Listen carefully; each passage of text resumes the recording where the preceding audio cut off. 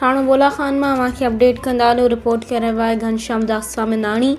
PPMNA सरदार मलिक असद सिकंदर खान पारां थाणो बोला खान में डॉक्टर चेलाराम जसवाणी के घरां लॻल धाड़े जो सख़्त नोटिस वरितो वियो आहे। उन ॾस में हिन मलिक हाउस अहमद खान में मीडिया सां ॻाल्हाईंदे PPMNA मलिक असद सिकंदर खान चयो त चोरनि खे चैलेंज थो ॾियां, तव्हां मुंहिंजे कोहिस्तान में पेर त रखियो आहे पर तव्हांखे कंहिं सूरत में बख़्श न कंदसि। ऐं कोहिस्तान में सोशल मीडिया ते वावेला कंदड़ बोखलाहट जो शिकार आहिनि। उन्हनि कॾहिं कोहिस्तान जी भलाई जे लाइ नाहे सोचियो, न ई हिननि कॾहिं कोहिस्तान जे लाइ कुझु कयो आहे।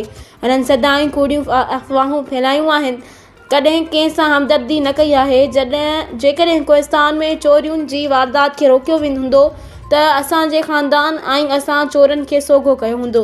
ऐं कोहिस्तान में जॾहिं बि चोरियुनि जी वारदात थियूं आहिनि उन्हनि खे असां वापसि करायो आहे।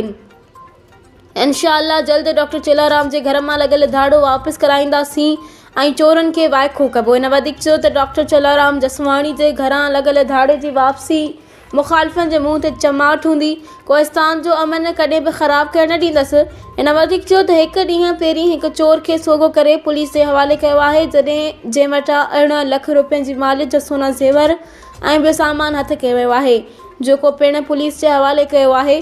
पुलिस खे चयो आहे त हिन चोर खे अवाम आॾो आणे ऐं जल्द कोहिस्तान में धाड़ा हणंदड़नि खे सख़्त खां सख़्त सज़ा ॾिनी वञे।